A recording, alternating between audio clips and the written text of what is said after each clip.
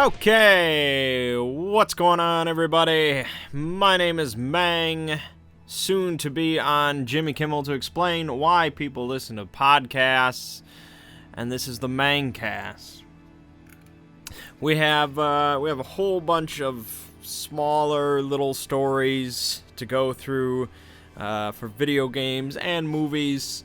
So let's get into it. And let's start by talking about Jimmy Kimmel, because this is something that kind of relates to me personally, I suppose. If you don't know, and I guess I wouldn't blame you if you didn't know, but Jimmy Kimmel on his show aired a skit that basically was poking fun of YouTube's new gaming headquarters, or whatever they're calling it, YouTube Gaming. And so in the process then, of course, they're poking fun at people that watch Let's Plays and gaming videos and things like that. And there was a lot of backlash. There's a whole lot of backlash over this. As understandable. I mean, when you make fun of people that you're making fun of a group of people that primarily their hobby relates to the internet, and you make fun of them basically through the internet about the internet, it's gonna be ugly. I mean, if you're making fun of old ladies or something, okay, whatever. So, I mean, it was a joke. I mean, it was jokes. I think we all kind of understood that, but I think it more represented kind of like an out of touchness that Jimmy Kimmel, or the writers, whatever, have with this hobby. Not just that people play video games. I mean, I think we all get that. People do play video games, but quite a bit people watch video games as well. I mean, ESPN was airing a video game tournament not so long ago. People are making millions upon millions of dollars by just playing video games and showing them on YouTube. It's a big industry. And so Jimmy Kimmel got blasted quite a bit. And he had a couple of YouTubers on the show then to kind of reconcile this whole thing. So he brought on Markiplier and Jonah May.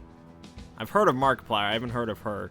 But I don't watch that many Let's Plays, surprisingly. And so they kind of just sat down, and there was an Oculus Rift involved, and they played some Rocket League, which is it's Rocket League, man. That's kind of surprising, I guess. Sure, Rocket League.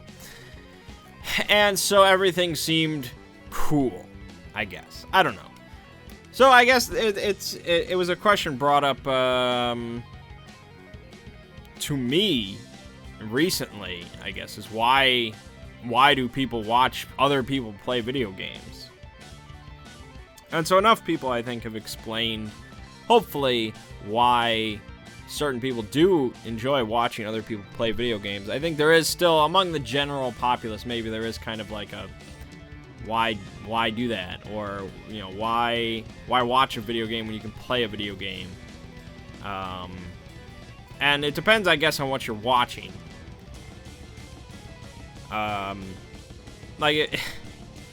If you're watching like professional gaming, like tournaments and things like that, then your response is, okay, well, why watch football when you can play football? If you're watching Let's Plays for, like, entertainment value, it's like, okay, why should I watch a show where people make jokes when I can just go over to my friends and make jokes to them? It's like, it's there's a value to it. So yeah, I mean, I don't watch that many Let's Plays myself. I just make them. I do watch a lot of gaming related videos though. I watch Hearthstone videos, I watch Crip's videos, I watch a lot of Total Biscuit, so he's always doing, video game related things, and so I like watching all this because I'm part of that hobby. We tend to, just take any hobby. I mean, you're going to spend time doing that hobby, and I do. But you're also going to spend, like, peripheral time related to that hobby. If you're really into fishing, you might not spend all your time fishing, but you might spend other time, reading about fishing or, studying up on things, researching things, or discussing it, things like that. So it's just part of the video game hobby. It's here to stay. I don't think it's going anywhere. It's a huge industry. So yeah, Jimmy Kimmel was pretty out of touch with it. But I guess it was cool to see, some YouTubers actually go on a nationally syndicated show and to play something very fresh and modern like Rocket League. And okay. Moving on then. Speaking of out of touch, here you go. Fallout. Everybody likes Fallout. You like Fallout. I'm a big fan of Fallout. We're all big fans of Fallout. You know what I'm not a big fan of, though? I'll tell you right now. I'm not a big fan of Monopoly. And, because Monopoly sucks. Now, I'm not going to sit here and just be one of those people that says, Monopoly sucks. People that play Monopoly, suck. And, there's no reason you should ever play Monopoly. Because I've read, I've not done it myself, but I've read that if you play Monopoly by certain specific rules, i.e. like the real rules, maybe a few house rules that are very specific, apparently there is some enjoyment to be had. But overall, there are a lot better ways to spend your time with a tabletop rather than playing Monopoly. Chinatown. So, it makes me sad then that Bethesda is teaming up with, Jesus, I don't even know, Hasbro? That can't be right. I don't even know who makes Monopoly anymore. It doesn't matter. They're teaming up with the Monopoly people to make Fallout Collector's Edition Monopoly.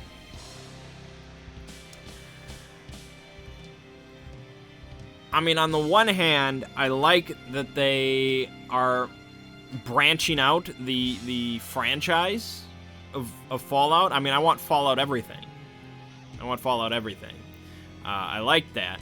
On the other hand, Monopoly. That's sad. Because I feel like this, like it represents kind of an out of touchness with Bethesda for their IP, for their intellectual property of Fallout. They were like, okay, well, what about like a Fallout board game? Oh, I know, Monopoly. It's like there's no reason for them to ever think maybe we should make like an actual Fallout board game. No, that's ridiculous. We're living in the 1940s, and we need to make Fallout Monopoly because they've never made another board game other than Monopoly. They probably aren't this dense. I mean, they're probably just like, okay, Monopoly, everybody knows about it. Make a Fallout Collector's Edition Monopoly. It's kind of like an heirloom. People will buy it. They'll pay for it because it's Fallout, blah, blah, blah. Done. But it's sad because I think there is a massive amount of potential for a Fallout board game. And I mean a proper one. Like, actually, just hire Corey Konieczka and just make a Fallout game and boom, done. So yeah, it's coming out in November alongside Fallout 4. And I don't have a price for it. I would imagine... I have no idea how much Monopoly sells for. I'm just going to assume like 40. But anyways, Age of Empires. Age of Empires 3 also launched like when that game came out, they had like a super collector's edition or something like that. And with that version of the game, you also got an Age of Empires 3 board game. by Glenn Drover, I think was the designer. And it was a full board game. This wasn't Age of Empires Monopoly. This was a full original worker placement board game that just came along with Age of Empires 3. And this game won numerous awards and is ranked 80 in Board Game Geek right now. This is like the real freaking deal of a board game. That's what Bethesda needs to be doing. Screw the Pip-Boy, alright? If you told me the Fallout board game edition, where I got Fallout 4 and a Fallout board game, I'd spend quite a bit of money on that. I know, I'm kind of a niche case, because board games are not that big, and you're going to make a lot more money with a Monopoly-themed Fallout, or Fallout-themed Monopoly than a Fallout board game, but it's sad, because this means that we'll probably not ever get a Fallout board game, but I don't know. Alright. Monster Hunter. You guys should all know I'm a fairly large fan of the Monster Hunter series. Monster Hunter Tri was my jam. Many hours in that game. Monster Hunter Ultimate, 3 Ultimate or whatever it was. I played that quite a bit. Portable Third, I like that. I even played it in Japanese. Blah, blah, blah. I like Monster Hunter. And I'm disappointed recently in the series that there aren't many Monster Hunter games coming to the West. And if they do, it's generally on the 3DS, which I don't really have a lot of interest in. And so this makes this kind of announcement a little strange, because it definitely falls under all the things that I've just said, but it's not really a Monster Hunter game. It's called Monster Hunter Stories. Yeah. Yeah. And, yeah, it's an RPG. Yeah, it's a turn-based RPG set in the Monster Hunter universe. The art style seems very not chibi, but much more colorful and anime-esque than Monster Hunter tends to be. And so, yeah, apparently you play as a monster rider, who is a person who forms bonds with the various monsters of the world, instead of just killing them. And so it's kind of like Pokemon meets Monster Hunter. And you're going to go out of your village into the world, and you're going to collect monsters and fight other monsters with your monsters. And it's Monster Hunter, but you're monster gathering, I guess. Pokemon Hunter. That's what we'll call it. Yeah. So it's apparently the combat system is being described as a rock, scissors, paper-esque advantage-disadvantage system. I don't know. I don't know what that's about. But yeah, it's Pokemon Hunter. Coming out in Japan on the 3DS in 2016. No word on an international release. Yeah. So, it sounds weird enough. I can't imagine them bringing this to America. I really can't. And so it kind of makes me sad that I'm not learning Japanese. Because it's like, you know, I could play all sorts of Monster Hunter all sorts of stuff if I knew Japanese. There aren't many French games. So yeah, that's a bummer. Because I would probably buy that. If it came out in America, I probably would buy it. Even though I don't love the 3DS, I think it's better suited for a turn-based RPG than it is for a regular Monster Hunter game. Maybe it'll come to America, but I highly doubt it. Deadpool is coming to PS4 and Xbox One this fall. And by Deadpool, I mean the Deadpool video game. You remember. I'm pretty sure I Let's Played it, and it was shit. And it's coming to current-gen systems November 17th for $49.99. That's ridiculous. I mean, I mean, the actual movie doesn't come out until February.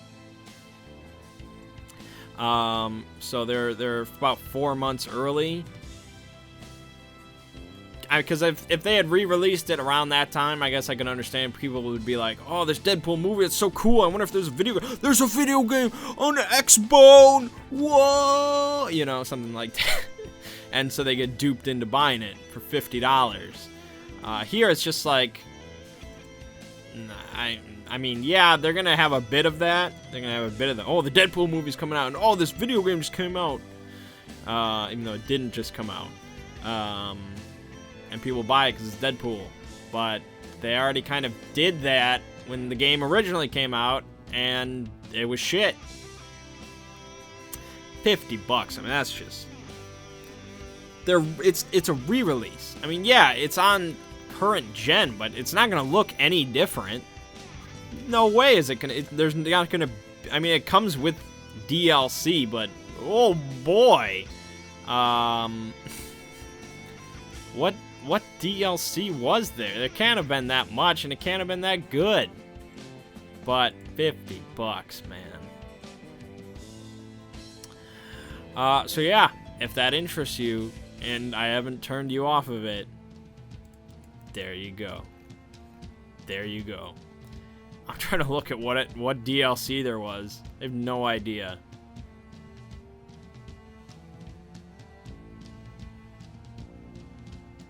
Oh, there was apparently some store exclusive DLC. GameStop and EB Games had the Merc with the Map Pack DLC, which added 2 new maps to the challenge mode and 2 bonus costumes. Is that the DLC they're talking about? Because I don't think that's worth any money. My God. Anyways, yeah, so that's Deadpool.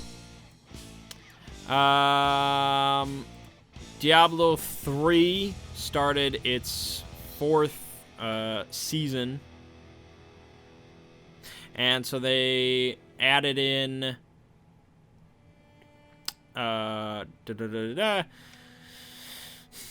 added in new torment modes. So if you don't know, and again, I forgive you if you don't, but Diablo 3 has gone through a number of patches that have radically changed kind of how the game works, especially sort of end game, but really the entire game.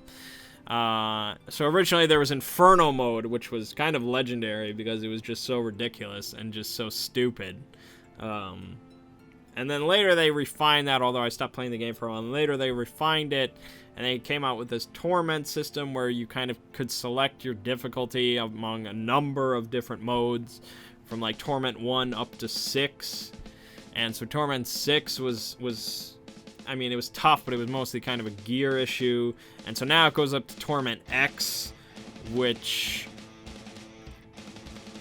is also still pretty much a gear issue, but they just add more stuff and just more projectiles and blah, blah, blah, blah, blah. And yeah, I mean, a lot of people give a lot of shit to Diablo 3, and I mean, when the game came out, it was.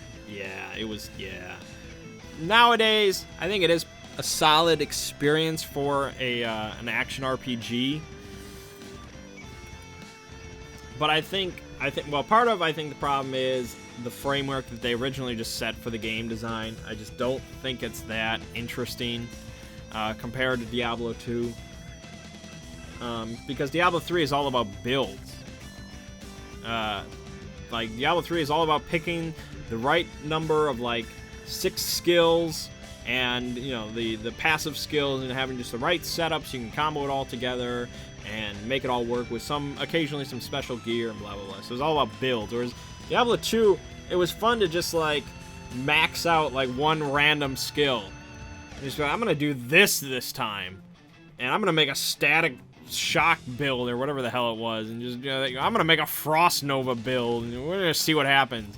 I just felt like it was more fun in Diablo 2. So Diablo 3's framework, I don't know, it just doesn't work as well. But I think also the problem is that it's called Diablo 3.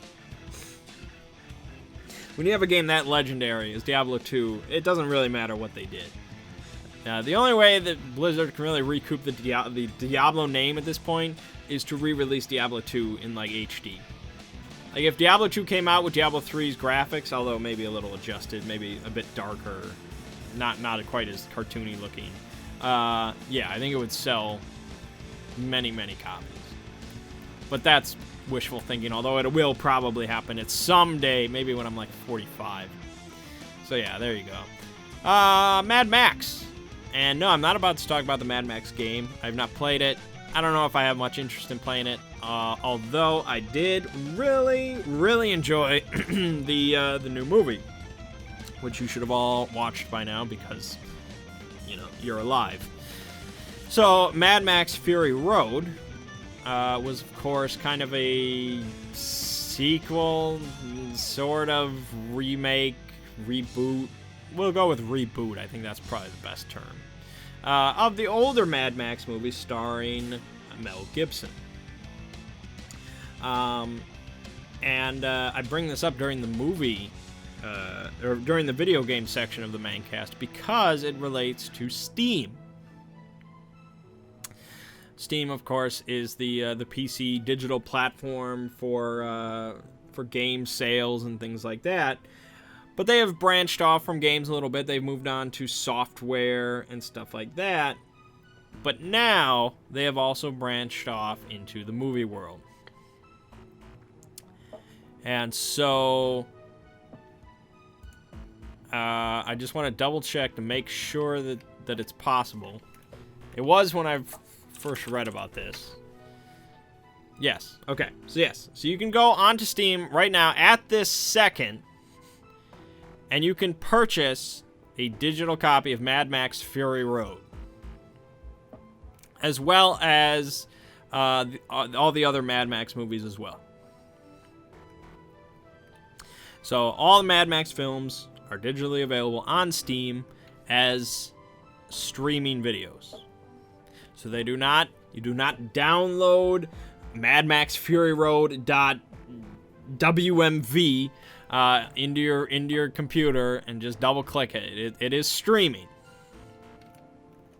So you can only really view it through Steam, much like all the other online streaming things work. And they also have a bundle available where you can buy the movie and the game for not one low price. It's the same price as buying them individually, I'm fairly certain. And so I don't really bring this up to talk about Mad Max specifically, but more of just Steam selling movies. Yes, it makes sense that Steam is a viable platform to sell films. Steam is installed on many computers in the world, and it appeals to that kind of market. The type of person that has Steam installed and buys games on Steam is likely to appreciate the convenience of buying movies also through Steam, and they're likely to do it. Not everyone, obviously, but more so than perhaps other platforms. The problem here, I mean, I'm all for this idea, because a big issue is, of course, piracy. It's very rampant all over the place because it's so easy. It's very easy. And a while back, music piracy was huge. It was rampant. Like, even me, I was like 12 years old. I was pirating music all over the place. It was just so easy, and just why should I, there wasn't even really a lot of ways to buy music, but it was so easy to just download it. I mean, like, digitally, to buy music digitally. There wasn't a huge thing for that. iTunes wasn't really much of a thing, and blah, blah, blah. Anyways, that kind of changed now to where we have things like Spotify and Pandora and, all these other digital music services, that just make it incredibly convenient, easy, and legal, and cheap to just get all, like, Spotify. I've been doing Spotify Premium for months and years. I don't know how long I've been doing it. A long time. I wouldn't even know how to pirate music anymore. I would have no idea. Just because Spotify is it's cheap, it's so easy, it's convenient, it's great. So movies need something like that. They really do. They need something like that. Because games also have that. Games have Steam. Steam offers a hell of a lot of convenience. Now, especially, they offer the kind of return thing, the return guarantee. You can return games, get the refund, get your money back. They have Steam sales, which are, a very big phenomenon where people just shell out a lot of money and get a lot of games, and it's just great. And so I definitely think Steam has been a big part of cutting down on video game piracy, which is still rampant, of course, because, $60 games, blah, blah, blah. But anyways, movies don't really have something like this. The best thing that they have is Netflix. And Netflix has been doing pretty great in that front, as far as just easy, cheap, convenient movie, television show streaming. But of course, they're still kind of hampered. Obviously, there's no new movies ever on Netflix, and they kind of have to get all these kind of rights and things like that. It's not quite as easy as just Spotify. But they're doing pretty good. So, what about then back to Steam doing it? Well, Steam definitely, for movies, definitely has the convenience thing covered and the easy thing covered. What they don't have covered is the price. And I think that's really the big sticking point here. To buy Mad Max Fury Road streaming through Steam, $19.99.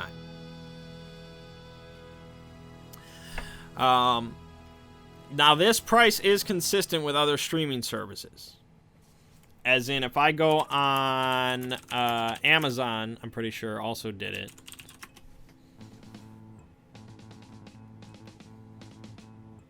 Let me check.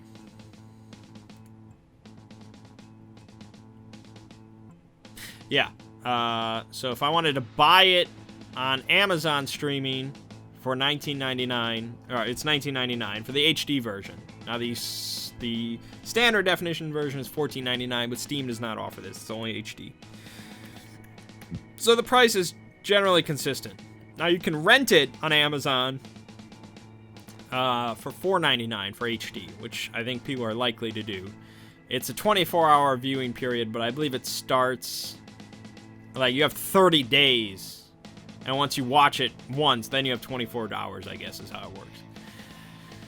So that gives you plenty of time, unless you're really planning on rewatching a lot, which for Mad Max Fury Road you might, but anyways. So, $19.99 if I wanted to buy it digitally, where I could watch as much as I want.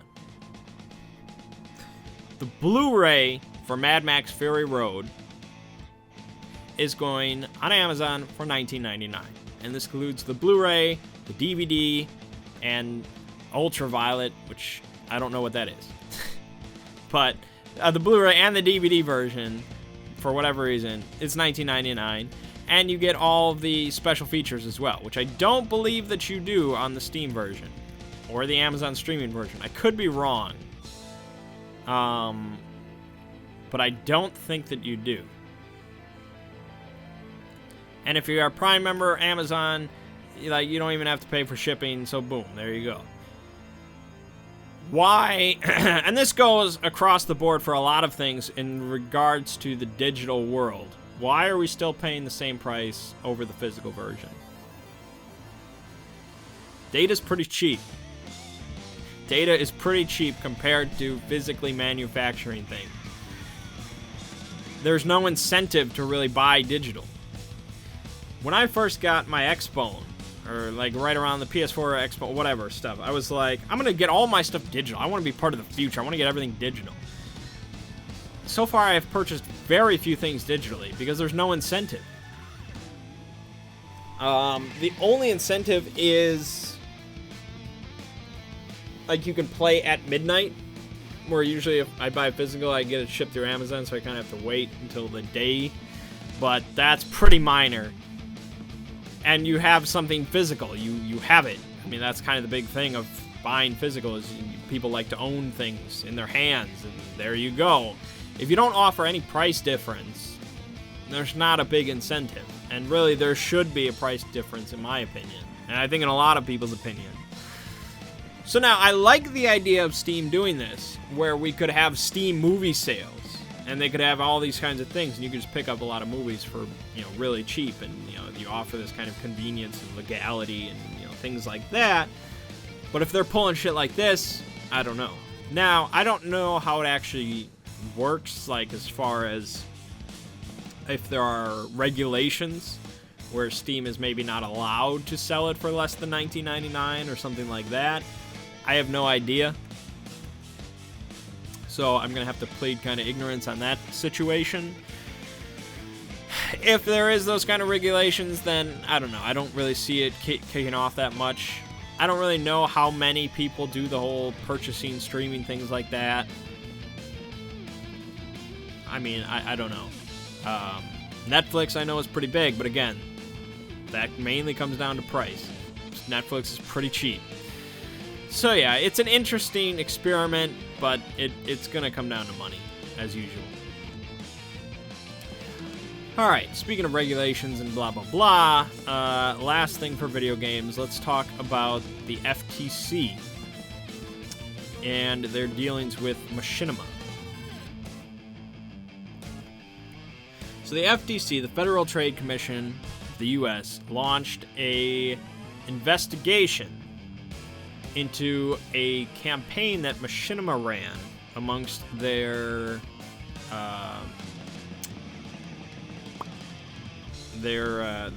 employees, I guess, the YouTubers that work for Machinima and get paid by them. And the campaign that Machinima ran was basically, if they made a positive video about the Xbox One, as in they praised it or its games or whatever, Machinima would give them like a bonus, like a financial bonus. They would pay them extra. And they also apparently told them not to really talk about it. And so the FTC launched an investigation of this, and they kind of smacked down Machinima for pulling this kind of bullshit and blah blah blah. And these things need to be upfront to viewers, and you need to tell people that you're being paid for this kind of promotion and blah blah blah blah blah. And Total Biscuit has talked about this more than I ever will or could. But what I feel is, why does this shock anybody? Advertising and marketing is pretty much like the most scumbaggiest business that you could ever look into. Like, the entire purpose of marketing is to kind of it's basically to brainwash you. That's every marketing, that's their goal, is to brainwash you into generally purchasing something.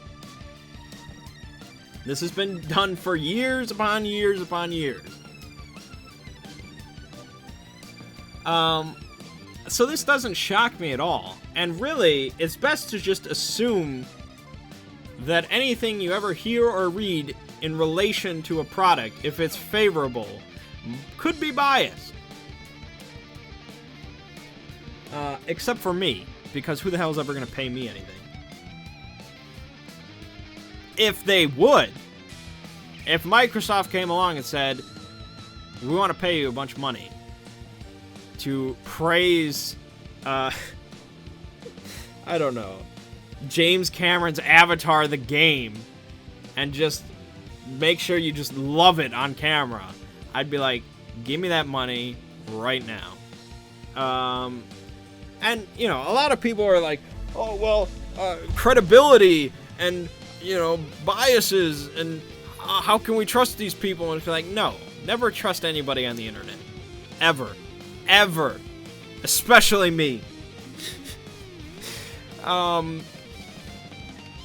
I think people have this kind of utopian fantasy where people are non-biased and there are no influences on what they say or what they do, but no, that's not how anything works. It's filled, and I'm not just talking about the internet. Like, we've had commercials for decades and decades. It's like, what do people think? What do they think is going on here? Like, are you telling me that Captain Kirk doesn't really care about Priceline? Is that what you're telling me?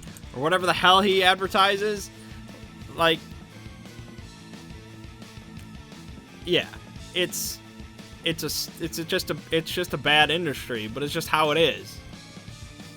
You can't really trust anything people say when they're speaking in any sort of official capacity. So I don't know why there really needed to be an investigation in this. I guess well, there was an investigation because word got out. Word can never get out. Because then people open their eyes and like, hey, what's going on here? I don't like this. There's money under the table? You're trying to subvert my opinions? So yeah, that's what marketing is. That's how it's done. I mean, when you're listening to a small-time person such as myself and such as thousands and tens of thousands, hundreds of thousands of other people on the internet that really they're speaking to like a group of 30 people, nobody really cares. Yeah, I mean, I can assure you fairly well that I'm not being influenced by anybody, but I wish I was, because we live in a world that mostly runs on money, and that's ethics go right out the window when money's involved.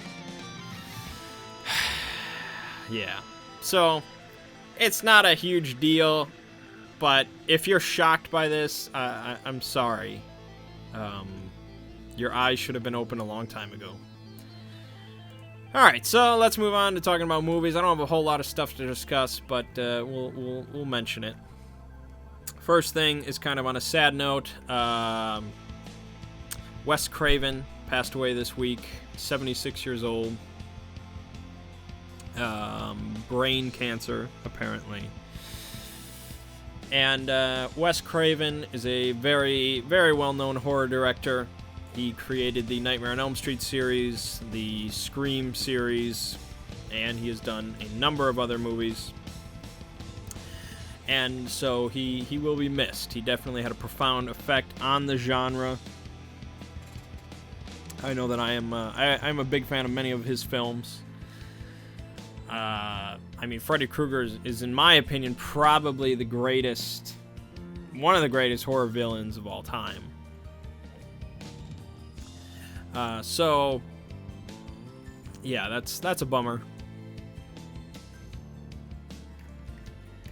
I don't really have much else to say about that. It just kind of is what it is. So let's move on then, because I don't have anything else to say about that. Mega Man.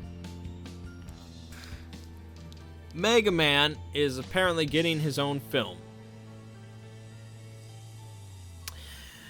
This is from 20th Century Fox and Kernan Entertainment. Now, you know who 20th Century Fox is. Kernan Entertainment is they've been doing it's a pretty recent company in the movie world, and they have done stuff like the Rise of the Planet of the Apes, Dawn of the Planet of the Apes, Oblivion with Tom Cruise, Exodus: Gods and Kings with Christian Bale. What else? Oh, the Spy movie with Jason Statham and Melissa McCarthy, which I will never see. And they are now apparently doing Mega Man. So, there's not really a whole lot of info about this. But 2017 is the 30th anniversary of Mega Man, so maybe that could tie it in, although I don't think that's part of, like, their plans at all. Maybe they might do that just for the sake of marketing purposes, again, but, so, yeah, Mega Man, this will not be animated. I mean, it doesn't say that, but I'm telling you, it's not going to be animated. Partly based on, like, Karen Entertainment's track record. They've never done an animated movie, and I don't think they're going to start now.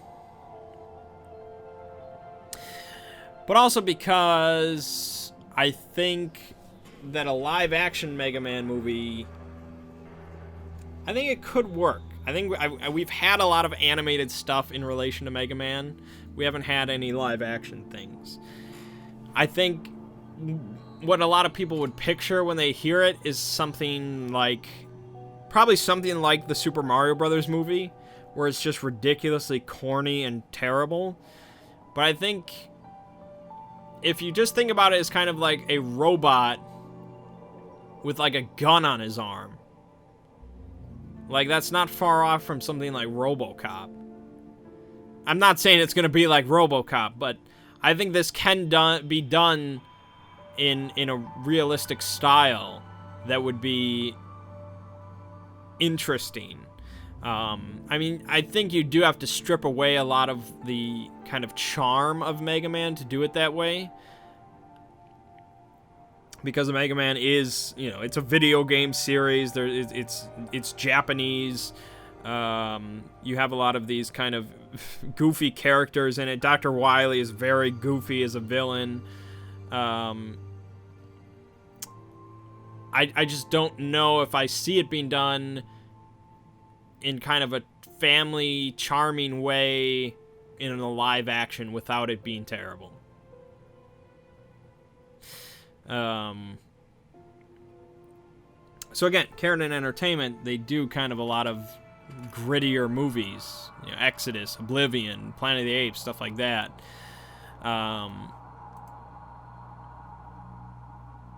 So yeah, we'll see. Again, I'm not really optimistic about it because I just don't know in what direction they would take this.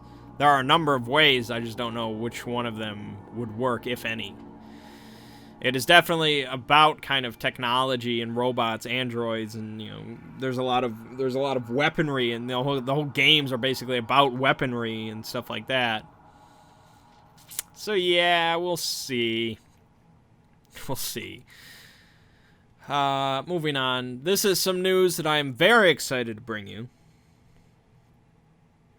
and it is in relation to Artemis Fowl.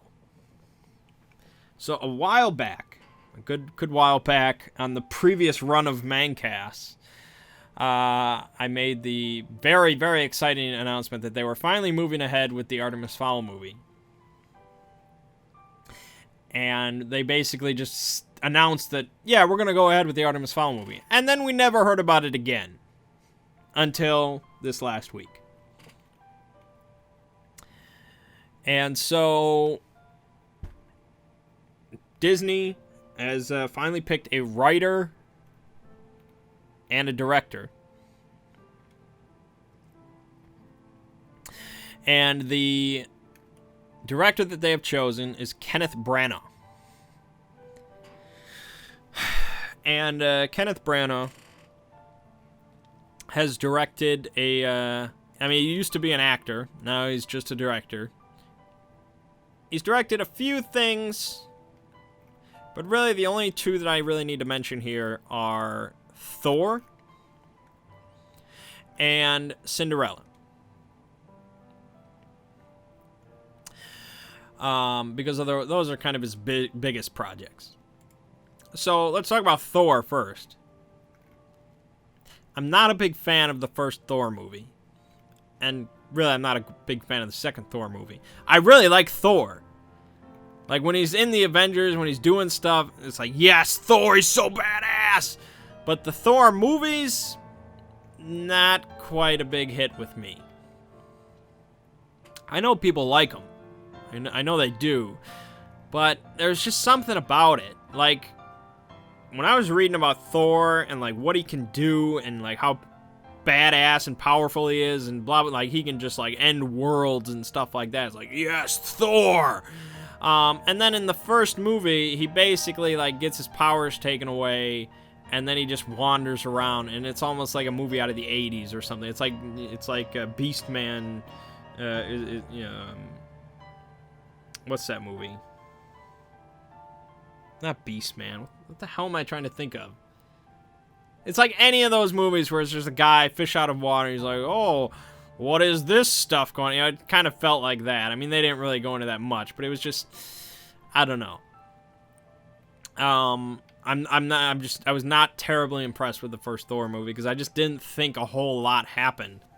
Because he didn't have his powers for most of the movie. And I just, like, that's what I go to see comic book movies about, is powers. And just crazy stuff, which is why Fantastic Four sucked. I mean, I guess it was well directed enough. And that's kind of the thing. It's just like, I never know how much impact a director really has with a movie. You know, the director is generally, like, the person blamed for everything. It's either one of the actors, if they're really bad, or if the movie sucks otherwise, it's like, oh man, the director. And so the director kind of shoulders the burden if a movie sucks. Generally. They're like the scapegoat. And so I never am really sure how much of a project of a film is based on the director's work, you know. If a movie is really good, was it really good because of the director, or was it good because of the writer and the whole crew and the cast and things like that? I mean, the director, of course, is involved, obviously, but how much was he really influential? If a movie really sucks, was it all the director's fault, or was the writer mostly at fault, or the cast, you know, things like that? So it's like, okay, Thor wasn't that great. Was it not great because of Kenneth Branagh, or was it not great because of the writers? Now, I've actually written a couple screenplays. They will never be seen by anyone, but I've written them. And so, I mean, to me, I place a lot of emphasis on the writer of a film. Because I feel like that's a lot of how a movie flows and everything is based on the writing. Directors can change things, of course, and they do, but to me, the director kind of always just managed everything and was behind the camera, was picking the shots and things like that. But the director has director of cinematography. They have, they have producers, they have lighting people, they have tons of other people involved with it. I feel like the director sometimes is just there to shoulder the burden if the movie sucks, or reap the praise if it's good. Again, I'm ignorant, I don't really know. So, I wasn't crazy about Thor, but it was all right. Cinderella, then, I didn't see Cinderella. I don't really have any interest in it. That's not really my kind of movie. But it was the world's kind of movie because it was critically a success. An 85% on Rotten Tomatoes, and it was a financial success, making $542 million of a $95 million budget. Disney was happy with this, I'm pretty sure. So I think Kenneth is pretty much in Disney's pocket right now. He did Thor for them, he did Cinderella for them. He's a Disney kind of guy. So it makes sense to me why he would be picked for an Artemis Fowl movie. I mean, Artemis Fowl is a Disney project now. It makes sense. I think Kenneth probably has the kind of high-profile experience to make something like this work. He's dealt with fantasy characters and stuff like that. It makes sense all to me. Okay, I'm fine with it, but I'm not crazy about it. But, okay. The writer, however, this mystifies me a bit more. The writer of the Artemis Fowl movie, at this point, although apparently he hasn't officially signed on, although everybody says that he's the writer, including Owen Colfer, the writer of the books, said that the writer of the movie is Connor McPherson. Or McPherson, I don't really know. It's spelt Fearson, so that's what I'm saying. Connor McPherson you've probably never heard of, because I never heard of him. He is an Irish playwright. Yeah, you've heard that. You heard that right. He's written more plays than he has films. And he's Irish. And he was born in Dublin. He has written 5 movies. Not many, and they're kind of spaced apart. One of them does not have a Wikipedia page, so that's not great. His most recent movie was called The Eclipse. It starred the guy who plays Mance Rayder in Game of Thrones. And, yeah. Not really much to say about it. It won some kind of like Tribeca awards, and yeah. It's an Irish supernatural drama. My point here is that, okay, he's Irish, which, I mean, I get, I mean, it's a plus, I guess. Artemis Fowl, the book series, it's been very primarily Irish. It's written by an Irishman. It takes place mostly in Ireland, blah, blah, blah. So, okay, I mean, it's a plus that this guy he's like, he lives and breathes Ireland, okay, fine. But, really, not to harp on the guy, the fact that he's a playwright. I'm sure he's a damn fine playwright. But this is not a play. This is as far from a play as you could get. And he's only written 5 movies, and none of them are very high profile at all. They're all kind of like indie movies, almost. And so it really makes me question this. I don't want this to be a drama. Nobody wants this to be a drama. This is... The reason that this is moving forward right now is because Harry Potter's done, The Hobbit's done. We don't really have any sort of big fantasy series right now. Because right now, like dystopian movies, teenage dystopian movies are all the rage. Hunger Games, Maze Runner, Divergent, blah, blah, blah. So we need another fantasy movie that has, you know, the supernatural and things like that, and magic and blah, blah, blah. And so that's Artemis Fowl. I'm glad that it's filling that spot. But I don't know if this guy is the one to write it. We'll see. I mean, I don't even know if he's going to end up being the final writer, because generally, you know, one guy writes a first draft, and then some other people are like, let's rewrite this whole thing and never credit that guy ever. So that could definitely happen. We'll see. Overall, though, I am very, very excited that this is finally moving ahead, that it actually has people attached to it. I can't wait for the casting decisions. There was another article that I kind of... Oh, no, that was something different. Never mind. I'm talking about Ready Player One, because they were talking about casting decisions for Ready Player One. So I'm looking forward to the casting decisions for the Artemis Fowl movie. I'm very excited because, I mean, it was pretty much... It is my second favorite book series of all time. Only to be surpassed by the Gentleman Bastard series. But I think this has a bit more marketability towards it than that series. Because it's much closer to something like Harry Potter. So, yeah, we'll see where it goes. I'm excited, but yeah, strange choice for writer. That's really strange. Alright, let's talk about our weird news of the day then. It is in relation to the Goonies. And no, it is not about Goonies 2.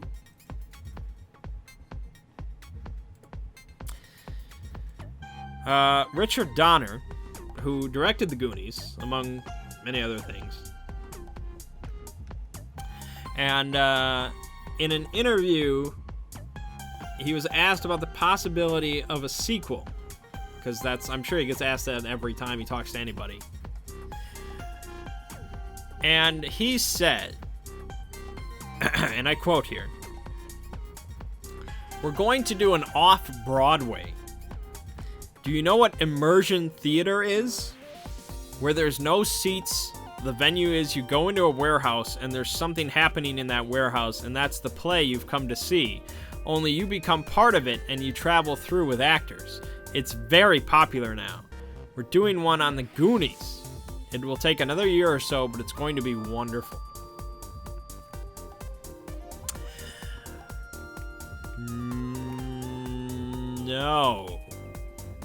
No. That's just strange is what that is. Like, I don't, like, you're not, I don't even know what to say about this. Like, it's not, first of all, your marketing, like, your market's very limited. Like, I'm not gonna go to New York or something just to see this. So, chances are I'm never gonna get to witness anything that this is about. As opposed to if they actually made Goonies 2, I'd get to see it, and I would see it. So that's already not great. But then, immersion theater? It's the Goonies. Like, it's just, that's, what? I don't even know what to say about this. I feel like you already have all your own thoughts in your head about this whole project. Now, granted, if I was in the region, yeah, I'd probably check it out just to experience the whatever, but yeah. I mean, the whole Goonies 2 thing, it's been talked about a bunch over the years. It would be probably a train wreck. I think most people realize that. It will be remade one day, though. I assure you with all my heart that it will be remade one day, because everything's being remade. Everything. Nothing is sacred. So trust me, it will be remade, and it will be shit. Because it's like Big Trouble in Little China. You know, it's just one of those things where it's just like magic freaking happened. You know, we may not even know how it happened, but it came together against all odds, and it's wonderful. And that's what the Goonies is. It's wonderful, and it can't really be remade or replaced. Now, the Goonies, like an actual sequel, where it has the original kids now as adults with their kids. One, I feel you have way too many people involved in that kind of movie. Because the original Goonies, you had there was 8 of them or something. I think it was 7. So you had 7, now you'd have 14. Maybe you can trim it down to 10. No, because they would probably have Josh Brolin and the one chick be together, so it'd be okay. It'd be a little less. But anyways, it'd be a lot of people involved in a movie, and so you'd either have it to be split up, so you'd have the adults doing one thing and the kids doing another. But it's I don't give a shit about these kids. I just want to see the adults doing things. So maybe they should just have Goonies 2 with just the kids now as adults just doing some shit. I would watch that. It'll probably never happen though. So yeah, immersion theater. My God. All right. So finally, last thing then is Mangg's movie recommendation of the week. And in honor of Wes Craven's passing, I'm going to recommend one of his films. And I'm going to recommend The People Under the Stairs. This is from 1991. I saw this movie when I was a kid. I was up. It was during a summer where I would stay up till 5 a.m. playing that Def Jam wrestling game or something. And for some reason, I saw this movie on TV. And it scared the shit out of me as a kid. I don't know if it would have the same effect on anyone seen it as an adult, but as a kid, my God, was it scary. And it wasn't even personal. The plot of the film is basically there's this young black kid living in a ghetto in Los Angeles. And he has these older friends. One of them is played by Ving Rhames, which is kind of funny. And they want to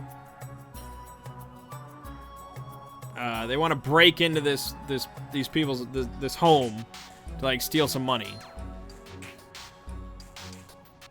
And this home is, it's kind of like the tagline of the movie is, in every neighborhood, there is one house that adults whisper about and children cross the street to avoid. And so it's just kind of one of those houses that's really creepy looking, and the people are, and they're just, you know, everybody talks about it and blah, blah, blah. It's really creepy. I don't even have one. Like, I live in a really nice neighborhood. Like, I don't have one of those houses. I had nothing personal about this movie, but damn, was it scary to me. And so basically, the kid goes in. He's basically all alone. Like, he doesn't have Ving Rhames with him with a shotgun or something like that. He goes in, and he gets involved with this. And there's, like, no escaping. And so that's really the scary part, is like he can't get out of the house, and shit goes down in that house. And it really resonated with me for some reason. Like, it was terrifying. So I don't know if it'll have the same effect on adults. I doubt it. And I think it might be I think it was meant to be somewhat funny at certain parts, but as a kid, there's nothing funny about that shit. So I recommend it as one of Wes Craven's lesser known movies. Check it out if you're looking for kind of a very odd horror movie, so you can know what torment I went through as a child.